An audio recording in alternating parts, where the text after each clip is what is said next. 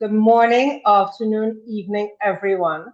Welcome to our webinar, A Choke on the Global LGBTI Movement, the Global Impact of Foreign Aid Cuts. My name is Sharon Motley, and I serve as the Regional Program Manager at ILGA North America and the Caribbean. I will be your moderator for today's deeply important and timely conversation. And what's the purpose of our discussion? As you all know, in recent months, our movements have been rattled by an alarming wave of funding freezes and foreign aid cuts, starting with a 70% slash by the Netherlands and followed closely by the US, the UK, and others. These decisions aren't just about budget. They are about power, survival, and the future of LGBTI rights globally. For many of us, the sudden dismantling of support like USAID, along with philanthropic backsliding and anti-DEI backlash in the private sector, has left a gaping wound in our ability to deliver services, safeguard rights, and maintain community resilience. And what's today's objective? This webinar brings together global civil society, donors, and frontline leaders to share rapid impact assessment findings, to hear directly from those affected on the ground. We'll explore pathways forward from survival to sustainability, and we are hoping to build solidarity across movements and borders. So let me do a little accessibility feature information. So voice interpretation in Spanish is being provided. You can select the language you would like in the audio channel on Zoom by clicking on the global icon at the bottom of the screen. Once you click on the globe, you can select either English or Spanish. You may want to mute the original language just to hear only the chosen language. We will request panelists to speak slowly to facilitate simultaneous interpretation. The CART/live captioning is available in English. You can click the CC button in the lower bar of your Zoom window to activate them. If you have any questions about accessibility, please use Q&A to communicate with the moderator, well, the technical staff in this case. Before we start, we want to clarify the house rules for this webinar. We are committed to the fullest possible participation of everyone present, and we want to make sure that no one is put off by the actions, language, and attitudes of others. The use of respectful and inclusive language is absolutely paramount in today's space.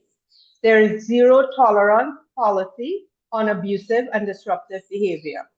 We're not going to have that anyway, but we have to say it. We want to ensure that you enjoy this session in a way that feels safe for all of us.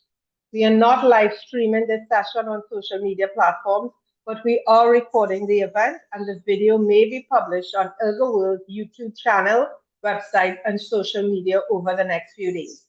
This means that the recording would also be available to the general public and potentially to viewers in your home country.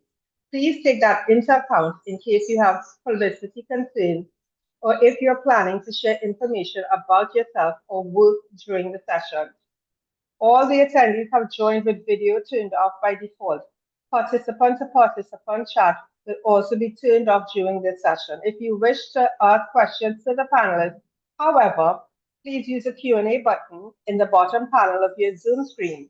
There will be a Q&A session towards the end of the event. Please know that your questions will be moderated by the host.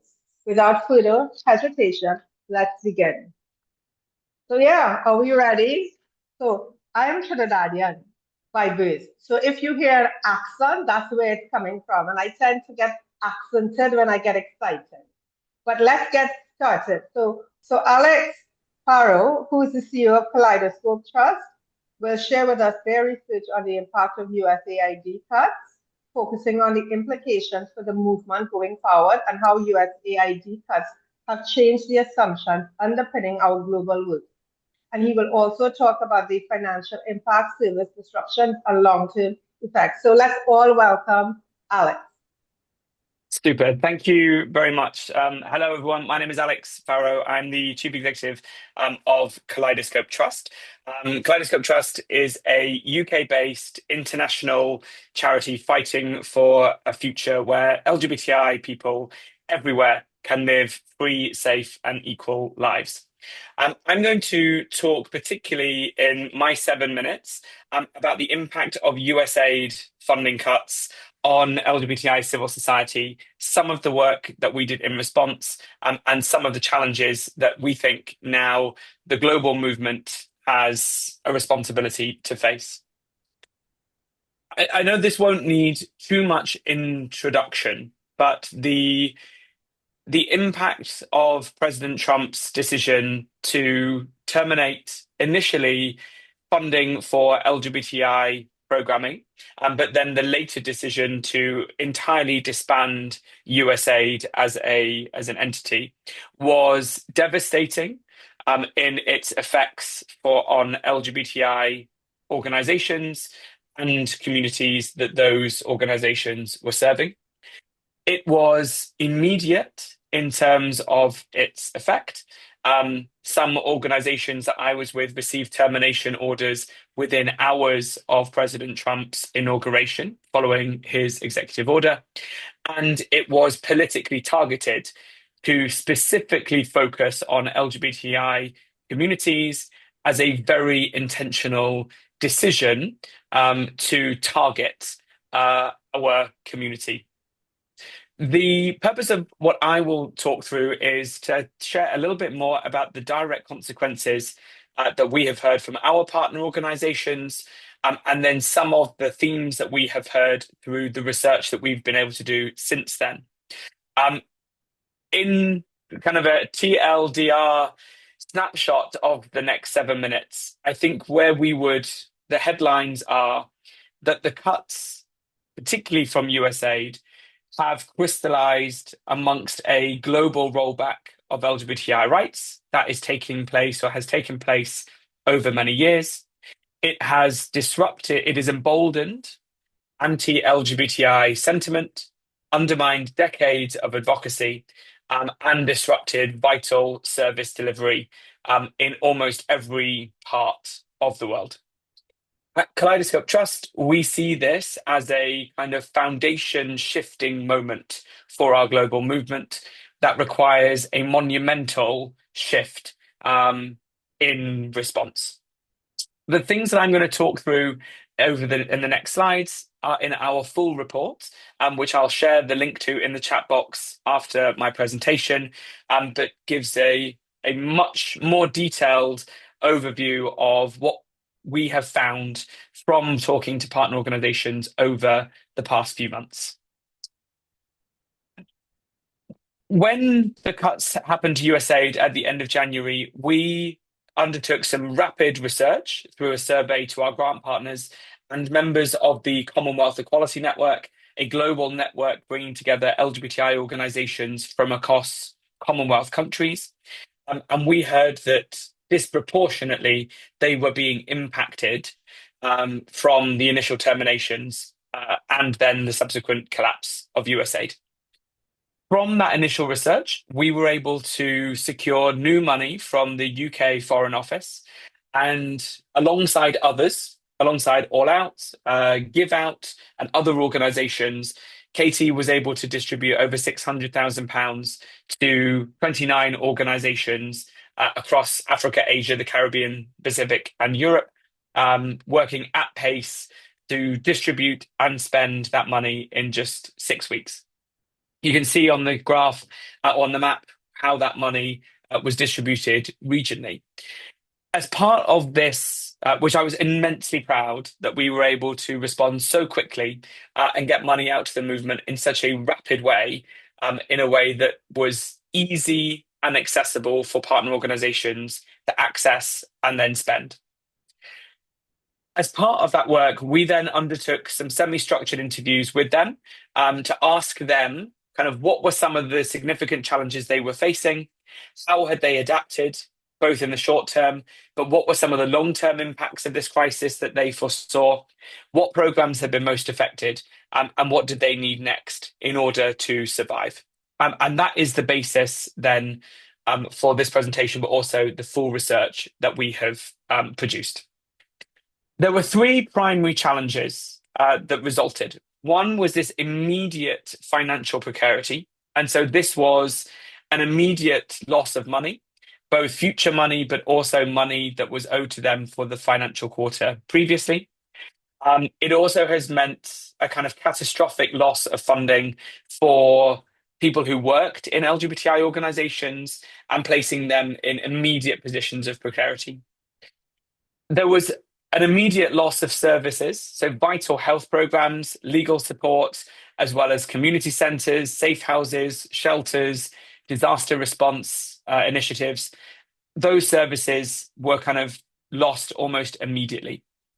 And over the longer term, we see, as I'm going to talk about in the next couple of slides, that this has created a loss of trust and partnership. It has weakened our ability to advocate because people have immediately fallen out of the movement. It has exposed the limits of the relationship between global north, predominantly global north, donor governments, and organizations predominantly affected across the global south. And it has, I think, exposed some of the systemic weaknesses in the way in which our global movement is structured. The immediate effects, partners described it as like an earthquake. It was a huge trauma, a sudden trauma, followed by a whole series of aftershocks. The initial trauma was the organizational impact. Then the follow-on aftershocks have been a rise in homophobia and the kind of toll on people's mental health. And again, this loss of trust and partnership, which partner organizations felt that they had long established. One partner organization framed it as, if the US government was attacking our community, then that gave license and legitimacy for everyone else to do that as well. I'm conscious that I'm approaching the 7-minute mark, and I just want to talk about one thing kind of before I close. We think that this is all is not happening in a vacuum. This is part of a targeted, well-resourced and well-funded anti-rights, anti-gender and anti-democratic movement that is growing, is surging, and is temporarily winning. And this loss of funding is just one of the ways in which that movement is successfully targeting our kind of both organizations, our community, but also our cause. In response, we at KT have launched a new initiative called the Global LGBTI Rights Commission that we hope will be a bold initiative to coordinate a global response to this rollback. Over the next 2 years, we will work collaboratively with partners all around the world to explore some of the most pressing issues facing our movement, to hear a range of different voices and strategies to make sure that our movement is best capable of responding. And here are some of the themes on the slides that we intend to explore in the months and years ahead. We think this is a milestone moment for our movement and is going to need a fundamentally different approach to achieving rights and freedoms than we have pursued and successfully achieved in the last decades, but that won't take us forward into the next decades. I apologize for being 90 seconds over, but I will stop there and hand back, Sharon, to you. Thank you so much for that really informative presentation, Alex. And we're going to have an opportunity for folks to ask questions at the end and also to type in the Q&A chat. Hello, everyone. My name is Obioma Chukwike. I'm the Executive Director of Intersex Nigeria. Thank you so much for giving me the opportunity today to reflect on the recent aid cuts and frozen of grants that LGBTQI organizations and groups are facing. I'm specifically going to be speaking about the movements, the intersex movement, the grassroots intersex movement, and how this recent aid cuts has affected and will impact the work that we do at grassroots level. We all know for intersex-led most of us might know that for intersex-led groups and organizations, we often operate with very limited resources to begin with, right? And these cuts threaten life-saving services that we provide to our community members. For instance, peer support networks that we provide for intersex people who have often not found the space where they can share freely and safely about their experiences and discrimination and stigma within the society. The legal assistance that we provide, the healthcare referrals, the mental health counseling, and community education. You know, when small organizations, when we lose grants, it is not just about the budget line. It is closing door to someone seeking understanding. It means halting workshop to raise awareness among healthcare professionals around how to provide friendly services to intersex persons and how to end intersex genital mutilation that has long-lasting impacts on intersex bodies. It also interrupts emergency fund for someone facing stigma or violence. More than ever, it is time for us to stand up in solidarity and in resilience. But in standing up in solidarity and resilience, it means that we have to also unite to fight what we see as a pushback and a backlash to the decade of works that intersex groups have been doing. In the recent time, we have seen intersex group emerging in terms of strength through the resolutions that have been passed at the UN and the African Commission on Human and People's Rights. And we have also seen some countries rising up to ban intersex genital mutilation, to create policies and laws that will protect and provide visibility and protection for intersex people. We cannot see all this effort goes to waste. We cannot see all these efforts end. It is time for our allies, especially our donor allies, to unify us more and create more opportunities that can allow us to have more resources to thrive in the work that we do. For intersex-led organizations, there are some promising strategies that we see. For instance, localizing grants, diversifying and localizing grants to enable grassroots organizations to have access to resources. We also see where there is more alliance around cross movements that will enable cross movements to become more solidified in providing services and also support to one another. Another thing we see as a promising strategy is by donors to provide flexible grants, multi-year flexible core funding grants. This is something that most intersex-led organizations, grassroots intersex-led organizations, do not have. And I'm telling you, not just because I'm the executive director of Intersex Nigeria, I'm also the board chair of African Intersex Movement, which has about 35 led intersex groups in Africa. And I can tell you specifically that these groups, I've spoken to them and most of them do not have access to multi-year core funding that can allow the organizations to thrive. Another way we can also look at it is to advance humane policies that can protect and promote the rights of intersex persons. In grassroots is where the work is. We are the field soldiers. We see it every day. We hear the responses. We provide the responses. And we are also here and seeing how these inhumane treatments, discrimination, stigma, violence has affected intersex persons in all their life. We cannot watch the cuts and freezing of aid affect the lives of intersex persons. We have to speak up. We have to act better than we have ever did. Thank you very much, and I wish you a lovely day.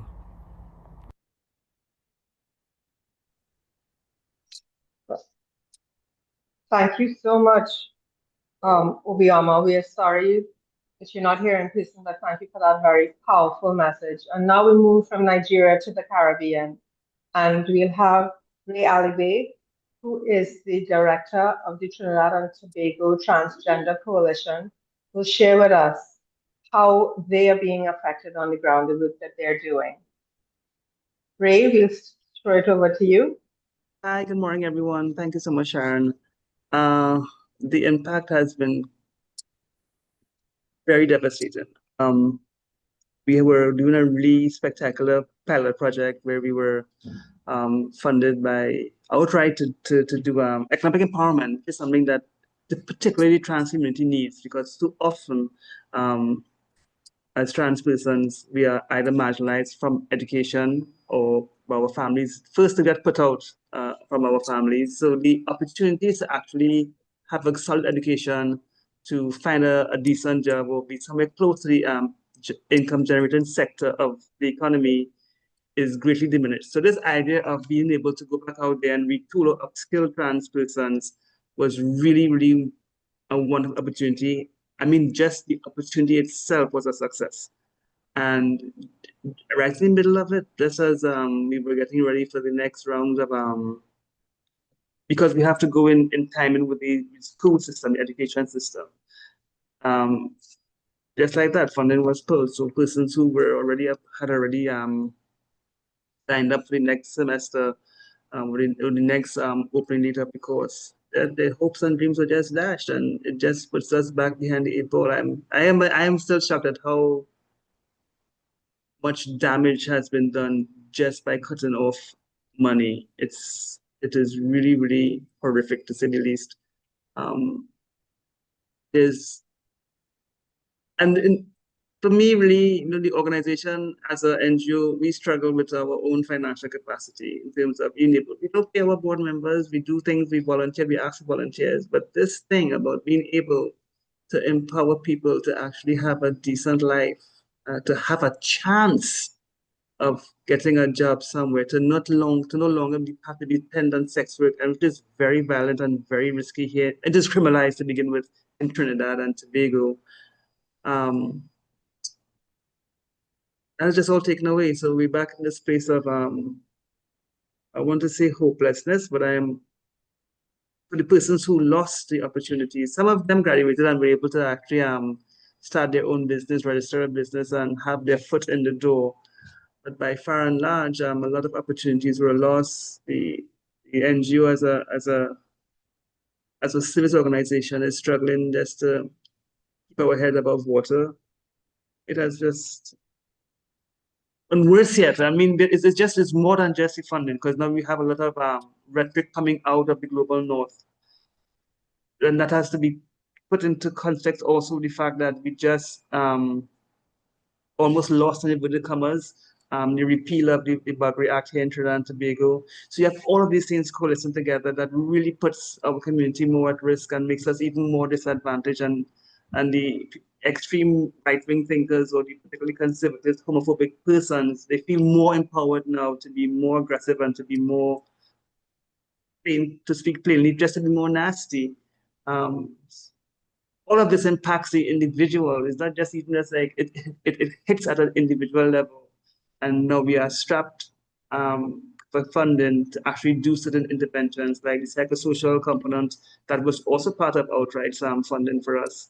Having people feel better about themselves, have some insight into themselves. You don't have to be mentally off to sit with a therapist and gain insight and develop better self-esteem. When these things are taken away, it is just so intersectional, and there's a lot, and I don't want to take up any much more time. And so I would just yield to whoever else has to come, and I'm open for any questions from anyone. Thank you so much. Thank you so much, Rain. I think what I appreciate about the format that ILGA World has presented today, in addition to the theoretical focus of the discussion in terms of research findings, what we're doing is we're also hearing about how the lives of people are being directly impacted by the funding cuts. So we're putting a face to this defunding movement and the anti-rights movement because it affects the lives and the survival of real life people and communities across this globe. And so next now we're going to hear more about the impact of the funding, and we're going to hear from Riska Carolina, who's the advocacy officer and at ASEAN Soji Caucus, and they will share with us they will share with us findings from the impact of the U.S. foreign aid freeze on LGBTQIAN+ organizations in Southeast Asia. So thank you for being here, and I will send it over to you. Yeah, thank you so much, Sharon. Thank you for let me speak on behalf of my organization. Hi, everyone. My name is Rizka Carolina, but you can call me Riz for short. And my pronouns is, all pronouns. And let me show you a little bit about the finding that we have from my organization. Yeah. Everybody get the screen? Yes? All right. Fantastic. So the impact of the U.S. foreign aid freeze on the LGBTQIN plus organization in Southeast Asia. Um, So the context of this study, of course, you already aware about the policy shift under President Trump in January 2025 and blah, blah, blah, blah. And our research objective is basically to assess the impact of the U.S. policy change on the LGBTQ plus organization in Southeast Asia and also provide recommendation for the financial sustainability. Online, we conduct an online survey from February 4 to 10, 2025, and we gathered 20 LGBTQ organizations from Indonesia, Philippines, Malaysia, Vietnam, Cambodia, and also Thailand. And from that finding, it's actually 16 out of 20 survey organization report direct impact from the U.S. aid freeze with anticipation future effect. Funding losses cause abrupt project closure, reduced services for the vulnerable community, and forced layoff. And some of the transgender community center close, halting essential safe space services and outreach program. HIV prevention program also get affected by this. LGBT refugee settlement initiative lost funding as well, leaving individual in a crisis. And regional, I mean Southeast Asia, artists and the filmmaker lost opportunity due to the U.S. restriction grant. Our friends also mentioned before me, the impact on the legal aid and access to justice also come to the Southeast Asia. About staffing as well, the operational strain, salary cuts, reduced hour, cost staff attrition, slowing advocacy work. Over reliance on the U.S. funding left many groups without operational reserve. And smaller teams, the smaller collective, even burn out while seeking alternative funding resources. And with the financial stability struggle to cover financial gaps independently. So organizations reported financial losses up to $200,000, with some losing 40% of their total funding base, creating a severe financial gaps.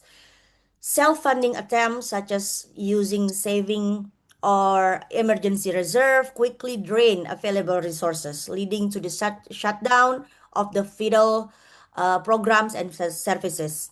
Community centers that provide safe space and support services for the LGBTQ plus individual were forced to close, cutting off essential services such as health support and counseling. The inability to cover operational costs, including staff salary and rent. Several organizations report reputational damage from sudden program disruption, which weaken trust with donors and partner organizations, further impacting future funding opportunity. And long-term concern, including the risk of losing institutional knowledge and community relationship due to the staff layoff and pause outreach program. Okay, and yeah, I will end this conversation with what do I think will be the long-term impact to the movement. So the shrinking civic space and advocacy regression. So with the withdrawal of the freeze of the U.S. foreign aid, LGBT plus organizations are likely to reduce or halt their advocacy work, especially on the political sensitive issue. Decriminalization still happening in Southeast Asia, and we trying to push the anti-discrimination law that will be halt, and also to push over the conversion therapy practices also. We don't know what's going to happen in the future. So many organizations will shift from proactive right claiming to basic service delivery or harm reduction, weakening political visibility.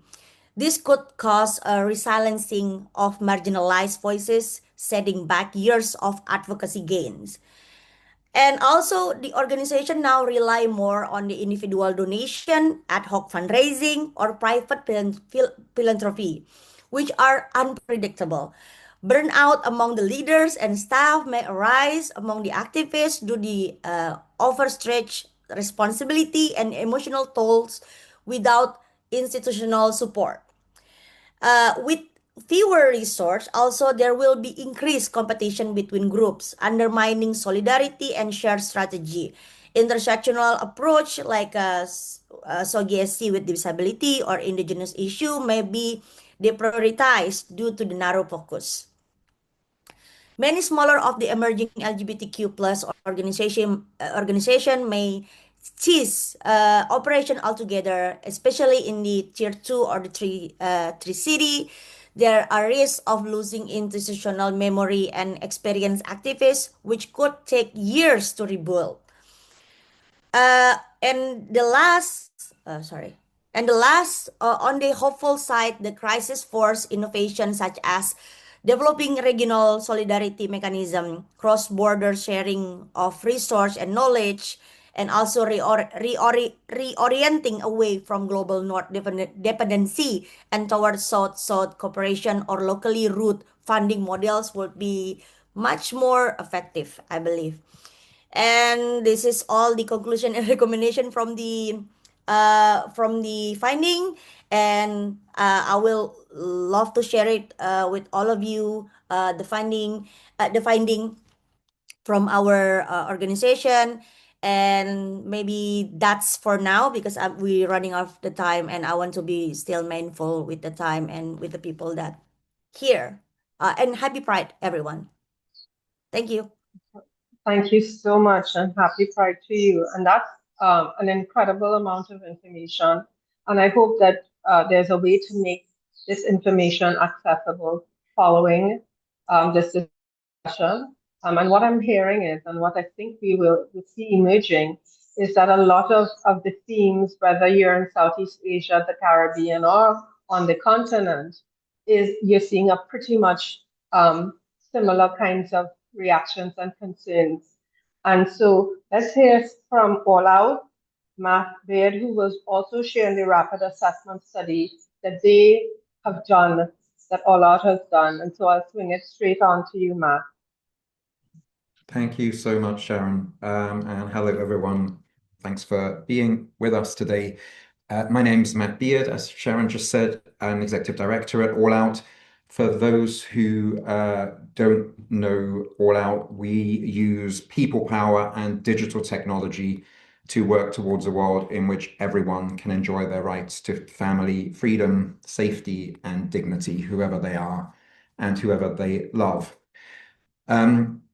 A little similarly to Alex, All Out started to receive inbound calls and anecdotal feedback within hours and days of the inauguration of President Trump that LGBT plus groups around the world were being immediately and dramatically impacted with stop work orders, etc. And so like many groups, like Outright, like KT, we decided to survey our partner base.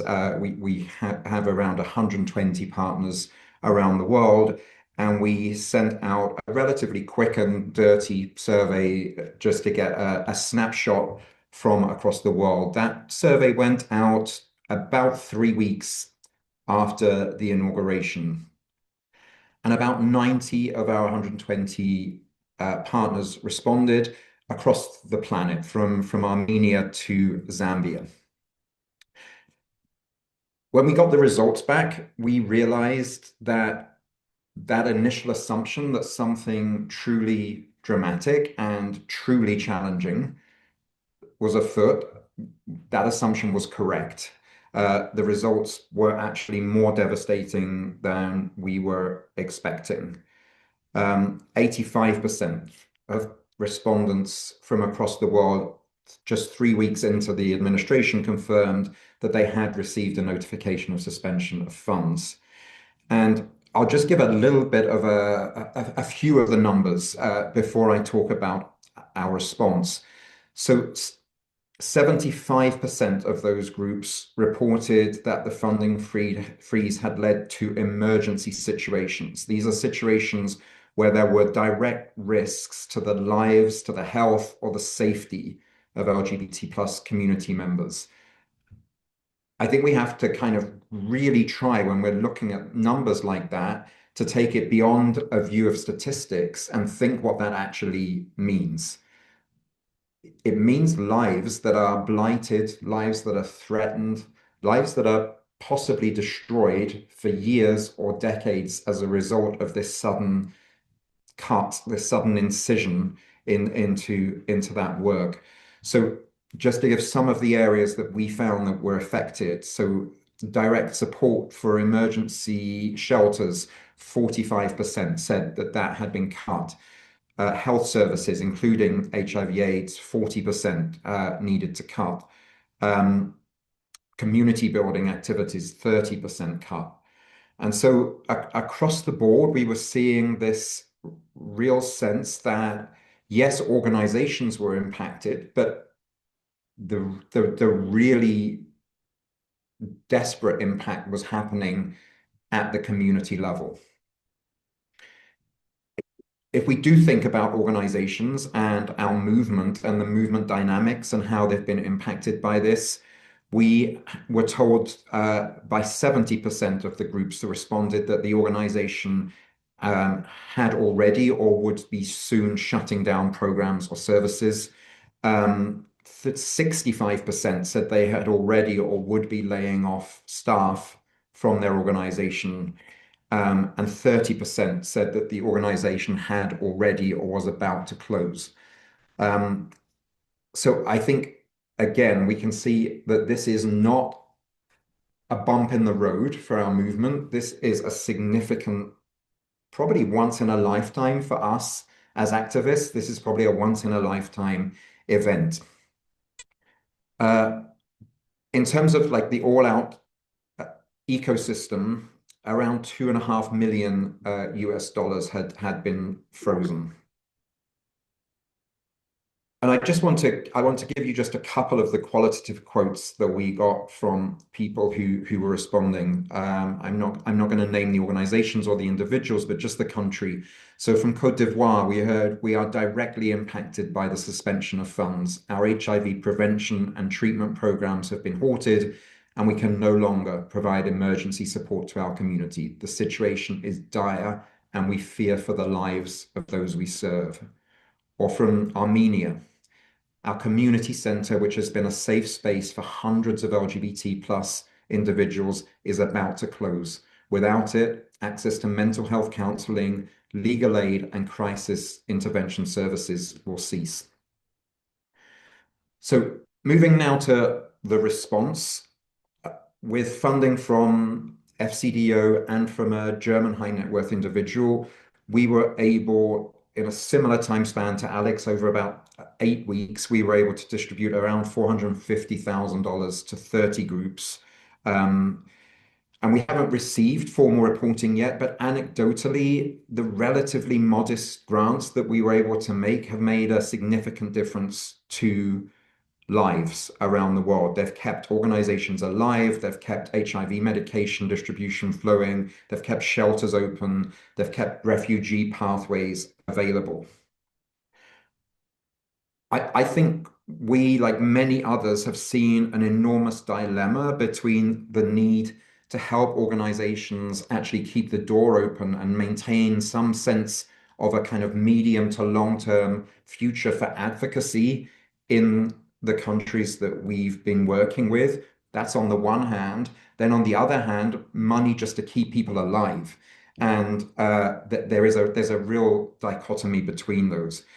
So my view is that we need a more coordinated movement response on this to ensure that our fund distribution is much more strategic. Depending on who you talk to, whether it's GPP or Julie Dorf at the Center for Global Equality, we've probably lost between $100 and $200 million out of the system.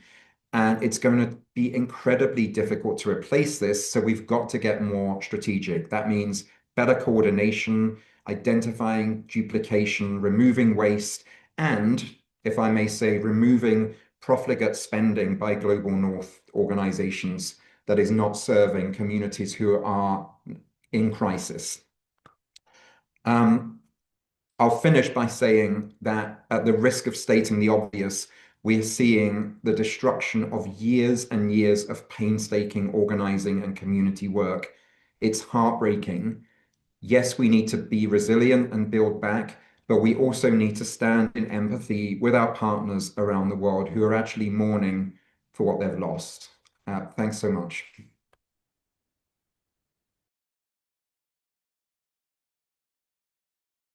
Businesses. That is the dilemma. Following on to this, we're going to hear again from how lives and communities and organizations on the ground are impacted. And so first we'll hear from Jeremy Safari from Rainbow Sunrise. Okay, I cannot pronounce that last name of your organization, Jeremy. So I'm going to ask you to introduce your organization and share what's going on in the Republic of the Congo. Thank you. Sharon, Jeremy with us? I fear that Jeremy has not been able to make it. He was invited by All Out, and I've been trying to ping him, but he has not been able to make it to the webinar. Okay. I'm sorry about that. No problem. And hopefully that we can get some feedback even after this. And what about Oleana? Did I say that correctly? Yeah, Olina? right. Olina. Hi, Olina. Hi. Everything is right. You said it right. Yeah. Oh, thank you. And I will invite you, and you're from inside in the Ukraine. So we're going to share with us what's happening on your end. Yeah, first of all, thank you for inviting me. Thank you, Matt, because that's Matt who invited me to be the part of this webinar. Surprisingly, I mean that it came from Loud, not from other organizations, but it's a big honor for me to be here and to talk to you about actually of what is happening on the ground. It will be kind of mixture of what is happening on the ground, and then I will also share a bit of analysis about the Eastern Europe and Central Asia region, including South Caucasus, by the way. So as it said, like we are now in this crucial moment of changing of everything, let's say.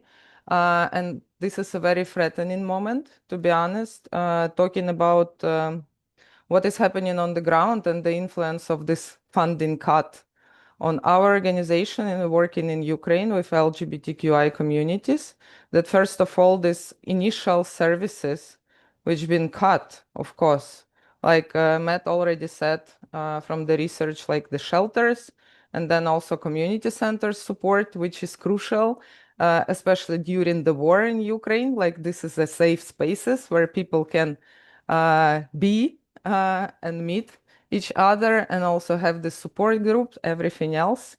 Psychological support, especially of those who suffered from the war, injuries, everything connected to the shellings. This is helplines, this is social worker services, and it's also hormonotherapy for trans people, which were such a big deal for us, to be honest, and nobody helped us. I mean, in terms of replacing, like we all said, maybe it will be some other funds or international organizations who can take care about all this, direct needs, because this is essential, something really needed.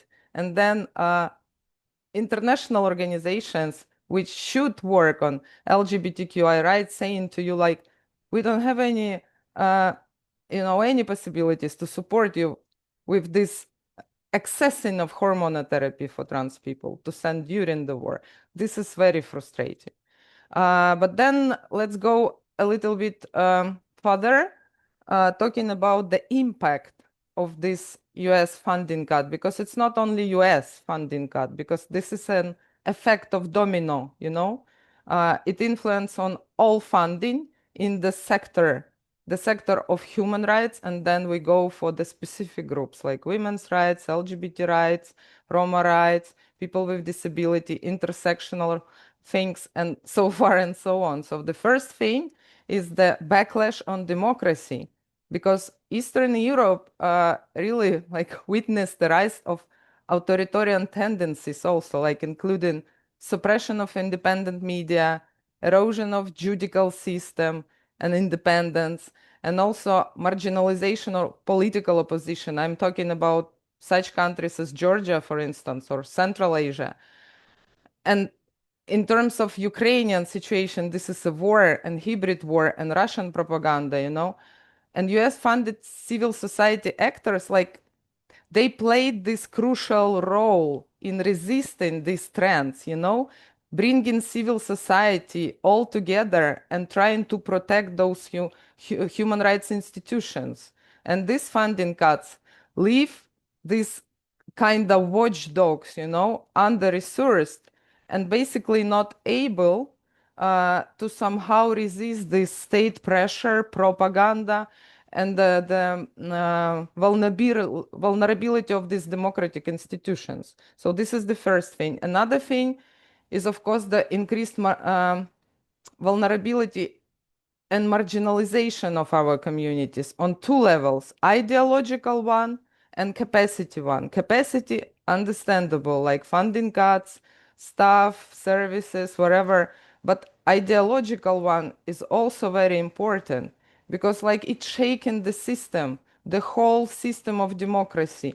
It influenced on everything because it was central to protection and inclusion of LGBTQI people and Roma communities, migrants, women's rights, So without this support, grassroots organization actually lost the capacity to offer all the support we provided. And especially in these conservative areas, which is growing of anti-gender movement, And the result is, of course, the shrinking the civil space, which was the small one in these, developing democracy countries. And then we also see in countries, Ukraine, Moldova, Georgia, US funding mainly helped civil society oppose these hybrid threats and occupation. And it also supported governmental institutions like reforms, anti-corruption, reintegration strategies, and also war-affected regions like rebuilding things. So it actually brought together civil society organizations and those state institutions like in Ukraine who tried to do the reforms. And now it's almost ruined. And so this is also another thing, the third thing, strengthening of illiberal foreign influences, because then the absence of US engagement, it left this vacuum and also increased possibilities to be filled by actors such as Russia and China, who are coming and fund and support these illiberal narratives and disinformation, anti-democratic alliances, which we already see on the ground, like the strengthening of the anti-gender movement, anti-LGBT, anti-migrant. We see how money is coming. And by the way, the main thing here also, that US is coming with them all together, So basically, I just want to put you on this layer as well, because it's not only about the immediate effect on the organization of decreased funding. It also has this long-term impact, which we already see, on destabilization of democracy. And the first, of course, will suffer LGBTQI people, as we all know. Thank you. Thank you so much for that. And I think in addition to our group of people, anyone who's has already and systematically been marginalized will feel the impact and continue to feel the impact.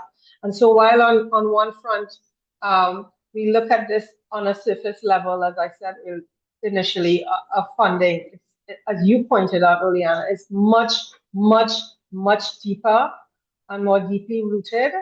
And We're going to hear now from Neela. Finally, did I get you right? Are you clearly You did, positioned? yes. Third time is the charm. Third time is the charm. So let's hear from you before we hear from beyond. Okay, great. Thank you so much, Sharon. And I think Daniela is going to be sharing my slides for me because I'm having an issue with my slide sharing. So, hi everyone, Neela Ghoshal from Outright International. I'll speak a little bit about the research that Outright did. Like other organizations, we did a rapid assessment shortly after we got the word about the initial funding freezes, and then which eventually turned into terminations. And then I also want to propose a couple ways forward. I'm really excited to speak actually after all of these other speakers and to see what Kaleidoscope is proposing, for instance, in terms of areas that we tried to coordinate around. We have some slightly different areas that we propose that we coordinate around, and I think that this will make for a really great discussion.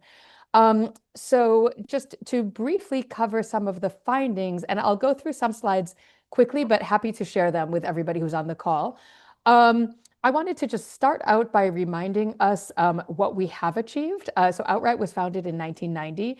At that point, not only did we not have any single government in the world that was willing to speak out publicly for our rights, but we also lived in a context in which 110 countries criminalized same-sex intimacy. And now, as you know, we're down to around 63. Of course, countries like Trinidad and Tobago recently recriminalizing, which is very worrying. But it's important to bear this progress in mind. We have made progress where we have established something of a global norm around prohibitions of discrimination based on sexual orientation, with nearly half of UN member states banning some form of discrimination. We have a growing number of countries, sorry, this should say 20, not 12, my apologies, that have enacted legal gender recognition based on self-determination. That's up from 0 countries in 2012. And we have about 7 countries just in the last 10 years that have prohibited intersex genital mutilation. We've also made progress in other areas, for instance, fully embedding our issues into the UN system, and including having the first open lesbian activist speak to the UN Security Council, which was kind of a glass ceiling for a long time, being able to make progress in that front and have our issues mentioned on the floor of the Security Council by someone from a country under consideration, which came from Colombia in 2024, and having issues like sexual orientation and gender identity also embedded in the policies of the World Bank and other international financial institutions. So I want us to bear that in mind to start with. Next slide, please. So all of you have been part of this progress in one way or another, but we also need to, of course, bear in mind that government support has helped us to achieve these wins and to escalate in these victories, particularly in the last decade and a half. So since around 2011, it became part of US foreign policy, both through the State Department and US aid, to promote equality and inclusion based on sexual orientation, gender identity, and eventually sex characteristics as well. And significant infusions of funding were put into our movement through institutions like the Global Equality Fund, which not only provided US funding, but also convened and coagulated the infusions of other funders, and USAID. If you can go on to the next slide. Next slide, please. Thank you. So yeah, so as of, sorry, just go back. So as of 2017, the GEF was providing 17 million a year in foreign assistance funding, largely for LGBTIQ human rights, and USAID was providing 25 million a year in 2024 for LGBTIQ people's development needs.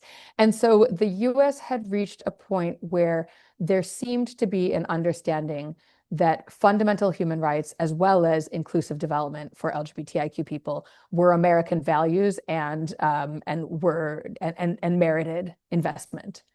Next slide, please.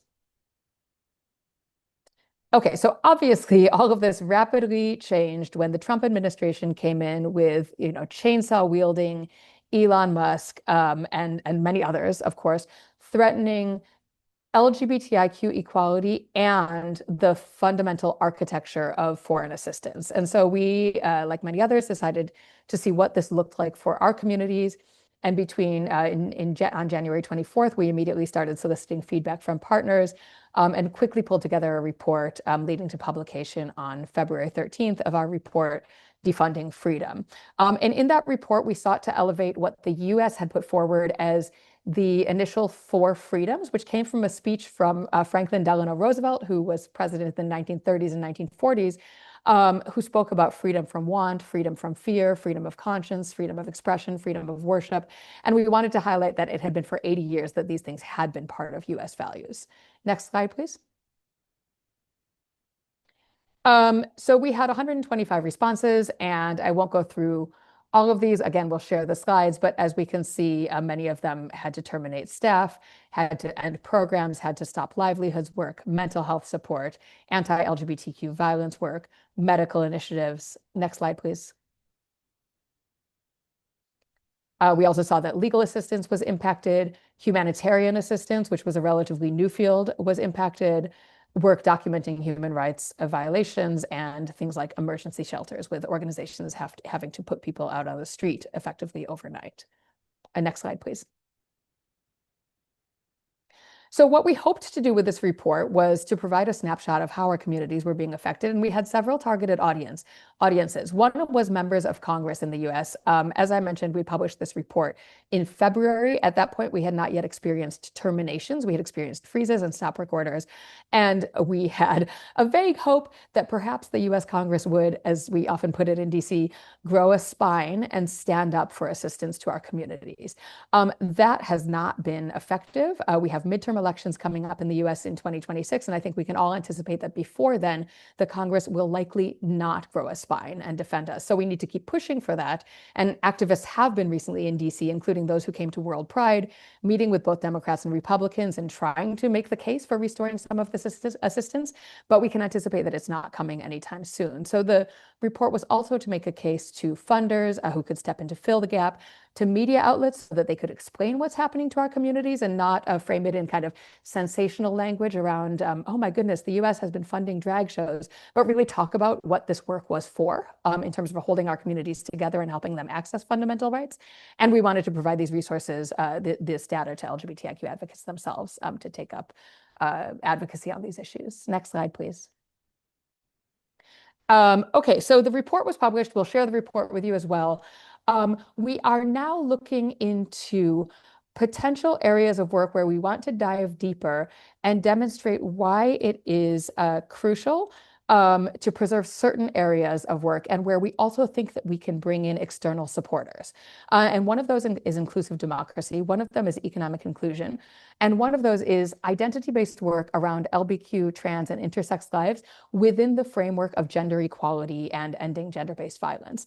So next slide, please, and I'll say a little bit more about each of these. So these are all areas where Outright had funding from the US government. We were part of the GLIDE initiative, which was the Inclusive Democracy and Empowerment Initiative. We did a lot of economic inclusion work with partners, like the partner who spoke in Trinidad and Tobago through the Alliance for Global Equality.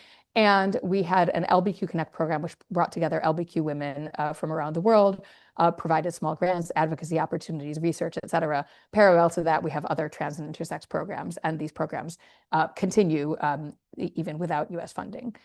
So let me say briefly, and I know I'm short on time, let me say briefly a little bit about what these programs were able to achieve and why it's so essential to preserve them.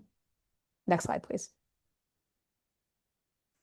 With regard to inclusive democracies, we all know here that LGBTIQ people are the proverbial canary in the coal mine, and that when our lives are sacrificed, that democracies are at risk. The work that was happening through the GLIDE initiative, as well as through other sources of US funding, brought LGBTIQ people into the democratic mainstream as voters, as election observers, as participants, as candidates, and as people who were fully active in civic space. Our partners in Albania have noted that since the US has stepped back, this has emboldened the anti-rights and so-called anti-Soros narratives, and that it's crucial for us to continue to hold the line and stand up for democratic inclusion. Next slide, please. We were funding work in the Philippines, where we were supporting a network of LGBTIQ elected officials, as well as capacity building work on democratic and inclusive governments. And our partners in the Philippines pointed out to us that even though the Philippines has what they described as all the ingredients of democracy, that there were powerful political clans who were dominating power, and that groups of outsiders like LGBTIQ people were essential to disrupt that hold on power by insiders. And so there was a kind of insider-outsider dynamic that LGBTIQ people were uniquely positioned to interrupt by bringing all people into the democratic mainstream. And then we heard from our partners in Armenia that without the US present in the space, without US funding, that the field of influence of Russia is growing stronger. And so we would like to make the case for people to join with us in uniting around continuing this work for inclusive democracies. Incredibly creative work has been happening, and we need to make sure that it doesn't get dropped. And we can make that case because we know that authoritarianism will grow and will impact wide ranges of communities if LGBTIQ people are the first group where it's accepted that we're excluded from the democratic mainstream. Next slide, please. We want to make the same case with regard to inclusive economies. We want to make the case that economic freedom is a fundamental part of freedom for everyone, and that this is also a fundamental global good, that families, communities, societies, and economies benefit when everybody is included. And so some of the work that we were doing on that in Trinidad and Tobago, in Nigeria, in Colombia has been compromised. This is work that we think we can get partners like labor unions, workers' rights organizations, but also the private sector themselves on board with to understand that this work is crucial, that it's important, and that it supports entire economies. Next slide, please. So here's a few other examples of the types of work that we were doing through the Alliance program: teaching food handling skills, providing small trades training, setting up a business selling traditional dolls, running an agribusiness. These were things that LGBTIQ people were being empowered to do and that we want to make the case to continue. Next slide, please. And finally, let me just say something about LBQ, trans, and intersex rights work. As we know, the very existence of trans and intersex and non-binary people specifically has been challenged by the Trump administration. And we also know that the concept of gender has been challenged. And so we have partners, both traditional partners and partners in some places that we had just really begun to make progress with in the feminist movements and the women's rights movements, who were starting to take on some LBQ, trans, and intersex work. There is a risk right now that those partners will step back and that they'll say, okay, we're going to step back from gender, we'll lean into women's rights because that seems to be a concept that's acceptable, that's not being challenged. We, in order to preserve the kind of work that's mentioned on this slide, we need to make the case that if organizations in the more mainstream women's rights movement step back from the concept of gender and move away from supporting our communities and supporting gender equality work more broadly, that they have lost the battle. They will have lost the battle because women's rights mean nothing in a context in which there are rigid gender binaries and people are forced into ways of being based on their anatomy. And so we think that there's a case to be made and work to be done with feminist partners around demanding and defending the concept of gender and insisting specifically that LBQ, trans, and intersex voices are included. I have a couple more slides, but I think I might stop there because I know I'm over time. I'm sorry. Yeah, actually, I think we're about done there. So just to say to close that, again, partners like Kaleidoscope Trust have mentioned the urgency to continue the work on decriminalization, on defending civic space, et cetera. And we also want to insist on not stepping back in these three particular areas. Outright is planning to do forthcoming research that furthers our initial report and shows how these three particular areas have been affected and how we were making meaningful progress in these three areas that's compromised if we don't get partners and funders on board. So we look forward to engaging with you all as we conduct that research and as we publish those findings. Thank you.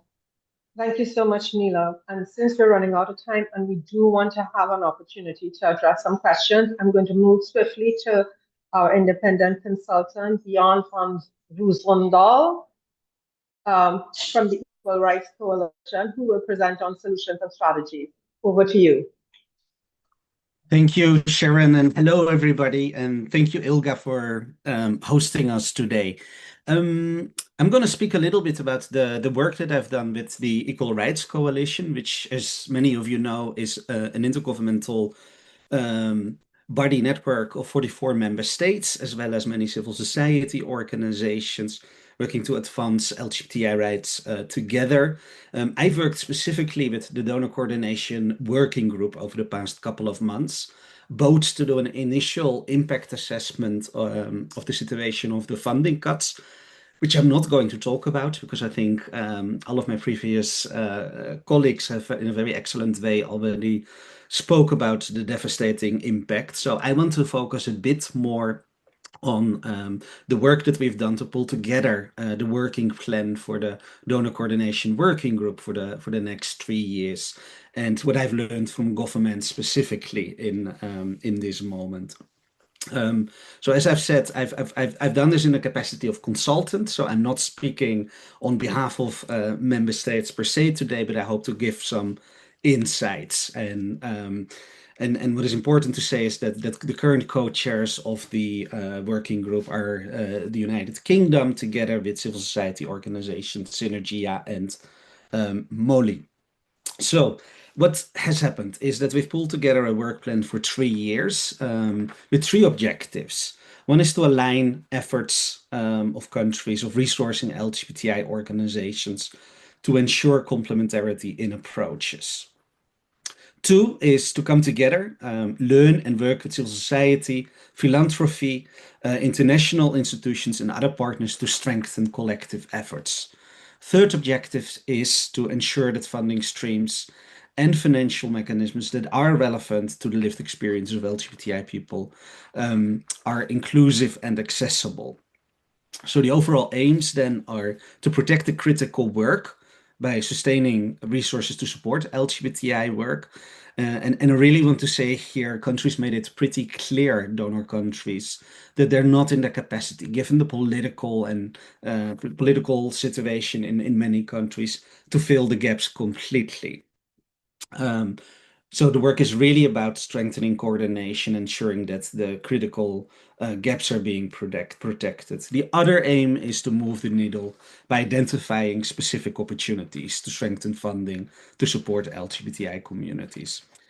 I'm going to talk a little bit more about both of these in terms of how that is going to happen. So the first piece is aligning resource mobilization efforts.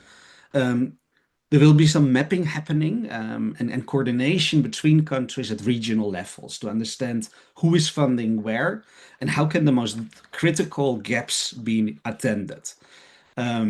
Together with civil society, the aim is also to come together and to work together to ensure that there is the necessary political, and I would also add to that, public support in different countries present to continue to fund LGBTI communities.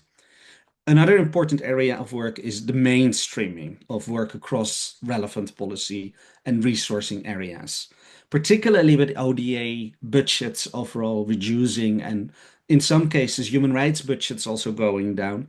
This is really critically important. Nila has spoken to it. The priority for this year, for the remaining time of the year for countries, is to look at the area of inclusive development. But other priorities that have been named very much align with what many of the speakers have said, include gender equality, include democracy, include humanitarian support. So really making sure in the coming years that the inclusion of LGBTI communities is happening in better ways and to share learning around that between member states as well as civil society. The hope then is also to strengthen existing and identify new pathways for resourcing LGBTI movements and figuring out alternative pathways. And how that will happen is particularly by engaging more actively with development banks, as well as to look at other financial instruments that historically have maybe not so much used to support LGBTI communities. So really developing a shared understanding of how financial instruments that are effectively used elsewhere can be made better accessible for LGBTI communities. I think particularly also to look at areas of inclusive developments and by looking at sustainability in a slightly different way, namely by looking at how things like education and employment can be supported in various countries across the world to support LGBTI communities and to decrease the dependency on funding in different ways. Another big priority is to strengthen inclusion, equity, and sustainability, including by reaching out to new stakeholders. The hope really is to work more more effectively with intermediaries in the space, particularly also South-based intermediaries, so that funding can flow more directly to the ground wherever it's possible, and where it's needed, and to share more learning around that. That is an intention that many of the member states are sharing, and I think that really should be understood as a growing political commitment that many member states have around decentralizing funding. And then finally, the hope is also to support the strengthening of South-based intermediaries alongside this. A few words about the ways in which the ERC Donor Coordination Working Group works before I close it. There are government-only spaces where particularly the coordination happens, where there will be conversations around how to support also some of the in-country specific situations. There will be meetings that are open to CSO members of the ERC, and particularly those of the working group.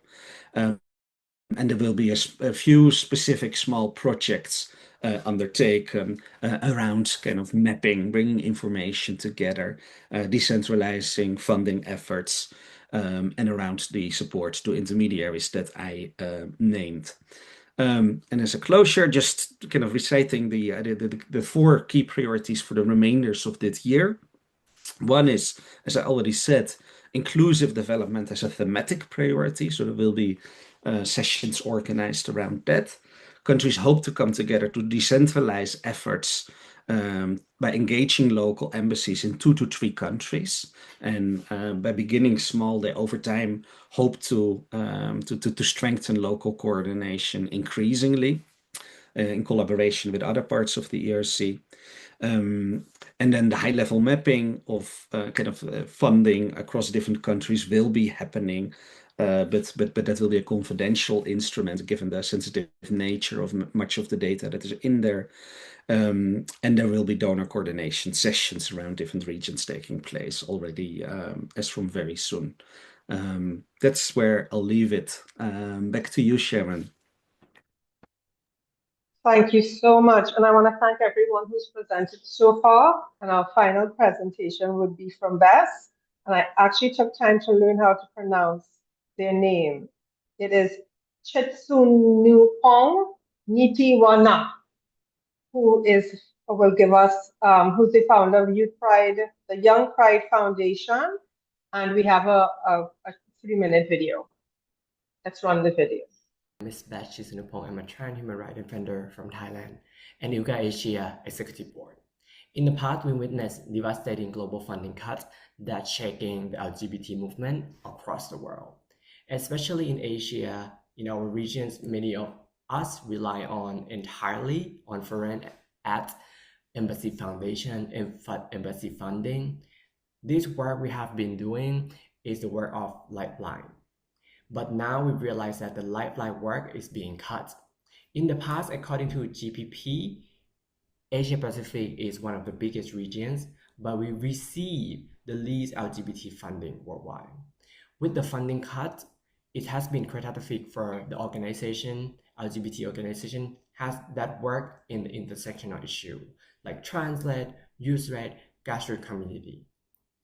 We do everything we can amid the rise of anti-LGBT legislation, anti-trans rhetoric in politics and online space, but our essential programs are being paused.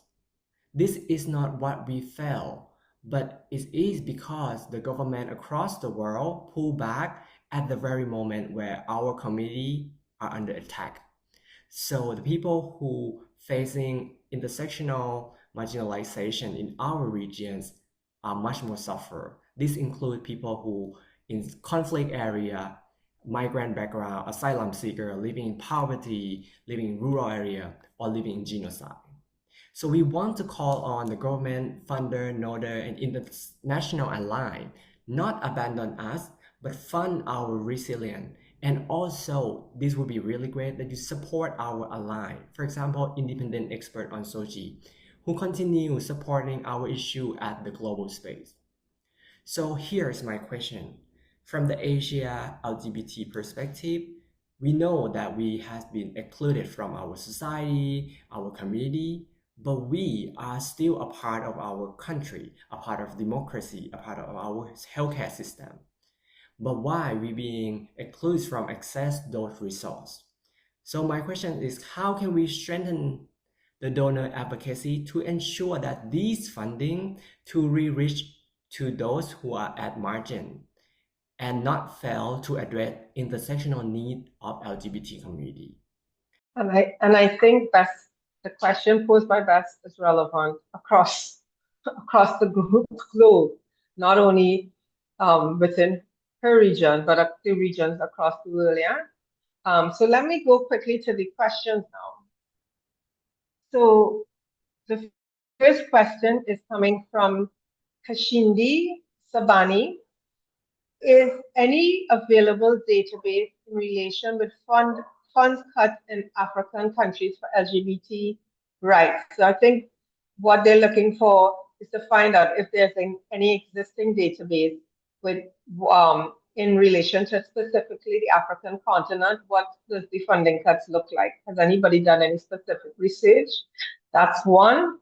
I'm going to pose all the questions, and then we allow people to answer. Secondly, it came from Laura Morales. My name is Laura Morales, and I work at a project as a project coordinator for partnership at the Elizabeth Selbert Initiative, a program funded by the German Federal Foreign Office. The EFI offers temporary relocation opportunities for human rights defenders who are at risk, providing stays of 3 to 6 months in Germany and or other safe locations. These states aim to have human rights defenders to recover and, where possible, build international networks. The program is implemented in cooperation with IFA and local host organizations. All costs associated with the relocation, including travel accommodations, insurance, a monthly stipend, and a financial support for the host organization's efforts, are fully covered by the program. We are currently looking for partnerships with host organizations outside of Germany, which might want to become a regional hub for LGBTQI activists at risk. Please feel free to contact me for further information. And they left their email address, Morales, SBINEDA@ifa.de. I hope I'm not talking too fast for the translators. I am sorry. Do we have more questions? I see. Thanks for your message. I am only able to see the 2 questions. Oh, here's one from Gustavo. I believe that the sources of funding for LGBTQI agenda need to be replaced. Which country or international agency seems to be taking responsibility for filling the void caused by USAID? Sherwood Clark says the research shows that discrimination against LGBTIQ plus populations in English-speaking Caribbean costs up to US $4.2 billion per year, the equivalent of 5.7% of its collective GDP. This cost to the Caribbean economies is derived from the loss of human capital through health disparities, US $2.1 billion, violence $1.2 billion, and constraints on tourism $689 million. Not sure what the question was. Lots more questions. So maybe I'll pause and give our panelists an opportunity to respond. I know that was really quickly, and there were a lot of very long questions. Do we have any response with respect to the database in the African continent on the funding? Has anybody done that research specifically?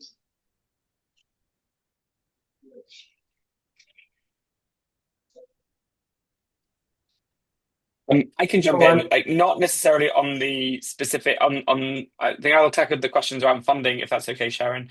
Okay. So To Gustavo's question about the sources of funding to be replaced, I think the amount of money that the US government was giving cannot be replaced by other governments. It's simply the scale was so enormous. $25 million from the Global Equality Fund as a single track of funding. That is 2.5 times the UK's annual commitment of 10 million per year. And so I don't think it can be replaced by any single government or single agency, even in the best of times. And when it comes to global North countries, they are not in the best of times when it comes to foreign assistance. The UK government has already pledged to reduce its overseas development assistance from next year. So I don't think it's possible to replace those funds. And I think we should work as a movement on the assumption that, as Matt said, $200 million is being lost. And best case scenario, someone does come and fill that. But I think we have to grapple with the very hard reality that this money is gone and our movement has to respond accordingly. And if more money comes, great. But unfortunately, I think we have to do the very difficult and undoubtedly painful work to restructure probably a global movement in response to significantly less money. And just to pick up on Mariano's point there, I do think we were all somewhat underprepared for the reality that was this dramatic loss of funding from our movement. And I think then it's incumbent upon those organizations like KT to try and channel a way forward. Because I think although we've been able to respond well and quickly at pace, I think we did know in some advance that some of these trends were coming, and I'm not sure we were quite ready for this onslaught that we've now got to grapple with. Thank you. Anyone else? I saw Matt's hand was up. Thank you, Sharon. I put it back down again because Alex kind of said what I wanted to say. But just to put it in slightly different words really quickly, it's a fair question, Gustavo, but I actually think it's possibly the wrong question. I think we have to start working on the assumption that we are, as a global movement, going to be dealing with a different financial reality.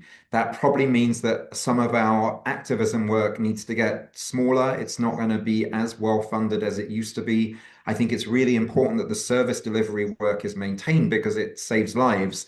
But I think some of the activism work will not be funded. And I think we can't afford to go into a mode where we're waiting for someone to replace the US. Like we've seen, and Alex has just described, what that kind of potentially slightly lazy dependency has led to, right? We weren't ready, and now the wheels are falling off the engine. And so I think we've got to regroup, we've got to recalibrate, we've got to dust ourselves off and work with this new reality. Beyond? Very briefly, adding a few points, I think really critically important is that we strengthen our collective understanding of how political agendas in different donor countries are changing. A lot of it is negative in terms of reductions on ODA budgets, but there are also new possibilities emerging around, including around new financial instruments. So that is one piece. The other piece I really wanted to say is that I think our dependency has not only been on the US in terms of public money, it's also been on the US in terms of private philanthropy. And I think this is where we need to be looking much more collectively at emerging markets, at Europe as well, where in the coming years, I suppose, to kind of a government that is retracting because there is more money going to the military, there is more money going to other things, and many governments, including my own here in the Netherlands, are retracting from the public space slightly. So we will see more kind of philanthropic response to that. And I don't think that we're collectively ready to seize those opportunities. Thank you. Neela? Yeah, I want to make a couple of quick points. One is that even though no government can necessarily fill the gap, the EU is reworking its LGBTI strategy. Today, I believe, is the last day to make interventions. So there's an online portal where you can make an intervention for the EU to take up further LGBTIQ international assistance in its development strategy. And I really encourage everybody to kind of get on that portal and make a quick comment, because it's absolutely worth pushing for it, particularly given the argument that I was making around kind of rising authoritarianism in the world. We have to make it clear to the EU that it's in its interest to push back against this. And this means funding our communities as best they can.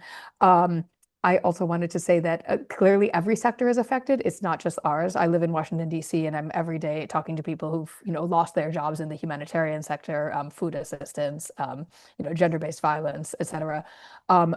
But because this money is not coming back in the same way, we do need to continue to kind of mainstream our issues within those other sectors so that we have opportunities at getting access to, alternative sources of funding that people in those kind of broader movements may be able to get access to. And I finally just wanted to amplify Reese's point about mutual aid. It's so crucial that we find new ways to do this. And I think mutual aid and solidarity is going to be really important. And to that point, thank you, Neela. Susan Gapka from Canada has said trade unions do not depend on government funding because our members pay dues which funds our work, what efforts are being made to solidify partnerships with trade unions. And as you said, it's looking at alternate options. We have more questions, and it is 10:30. I'm a respecter of time. These are valuable questions and interventions. People are curious with specific data on their particular region. I don't know if that exists. And then we can look at how we can share additional information with the membership and with people beyond this call. And here's some more information being provided. So folks, you can look at the Q&A, but I know that I have to wrap up. So I firstly want to thank all our contributors to today's discussion. While we look at funding sources, we also, and I think Neela mentioned in their work about sustainability and building sustainability, and how do we do that in a way. I think this is our wake-up call to see how we become more sustainable as organizations, and those of us who've worked in this for decades. And so I want to say what we heard today was really sobering, but also quite powerful, right? Because it's one thing to hear all that's going around and all the challenges, but we're seeing hope and glimpses to ways at which we can respond to this crisis that we're facing us. From Southeast Asia to the Caribbean, from Ukraine to Nigeria, our movements are not giving up. We are adapting, resisting, and reimagining. Let's take today's conversation forward into donor tables, movement building spaces, and radical imagination. On behalf of ILGA World, thank you to all our panelists, our grassroots leaders, and everyone who joined us today. Let's keep pushing for coordinated action, funding justice, and freedom to thrive. Solidarity always. And I want to thank you for this opportunity. And it was a pleasure hearing and listening and sharing time and space with everyone present. Thank you.